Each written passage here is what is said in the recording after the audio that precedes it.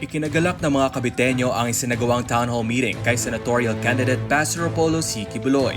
Nagbigay ito ng pagkakataon sa mga residente ng Cavite na mas makilala ang kanyang pagkatao at mga plataporma sa kanyang pagtakbo sa Senado. Sa patuloy na pagdaraos ng mga town hall meeting sa iba't ibang barangay sa buong Pilipinas, mas maraming mamamayan ang nabibigyan ng pagkakataong kilalanin ng mas malalim si Pastor Kibuloy. Dalawang matagumpay na pagtitipon nga ang isinagawa sa Cavite, isa sa barangay Severino de las Alas Covered Court at isa pa sa barangay Anahaw 2, Bagong Silang. Umabot ka ng halos 1,000 residente ang dumalo at nagbigay ng kanilang suporta sa butihing pastor. Ayon kay Clarimar Ambus, isang VAWC officer ng barangay Anahaw, mahalaga ang ganitong mga pagtitipon upang linawin ang mga maling impormasyon tungkol sa isang kandidato. Aniya, hindi ko lubos na kilala si Pastor Kibuloy kung hindi kayo pumunta dito upang ipaliwanag. Ang pagkakilala namin sa kanya ay kabaliktaran ng unang sinasabi nila. Siya pala talaga ang kailangan nating iluklok sa Senado upang may taguyod ang ating bansa.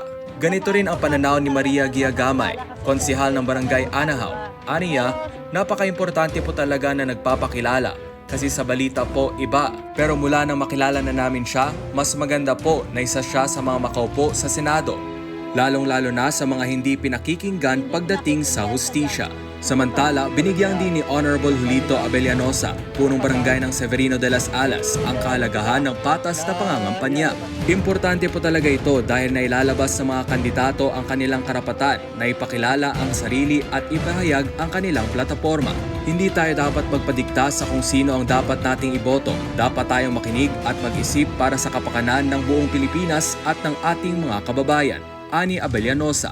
Gayon din ipinahayag ni Vice Mayor Percival Kabuhat ng General Mariano Alvarez o GMA Cavite ang kanyang pasasalamat sa isinagawang campaign rally ni Pastor Kibuloy. Mahalaga na malaman ng taong bayan kung anong mga plano at programa makakabuti sa ating bansa. Mas gusto ko na ang mga kandidatong may hangaring maglingkod ay nabibigyan ng pagkakataong ipakilala ang kanilang sarili. Sa ganitong paraan, malalaman natin kung paano sila maaaring makatulong sa ating bayan. Sa pamamagitan ng patuloy na town hall meetings at direktang pakikipag-usap sa publiko, patuloy na pinakikilala ni Pastor Apollo C. Kibuloy kanyang mga layunin para sa bayan. Ipinapakita nito ang kahalagahan ng patas at bukas na pangangampanya upang mabigyan ng tamang impormasyon ang mga botante sa darating na halalan.